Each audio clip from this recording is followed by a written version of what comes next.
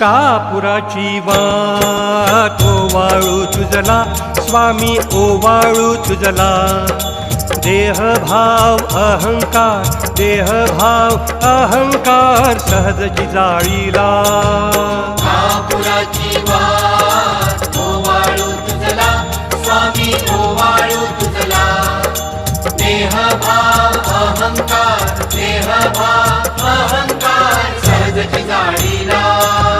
दया क्षमा शांती उजळली ज्योती स्वामी उजळली ज्योती स्वयं प्रकाश रूप स्वामी देखिली मूर्ती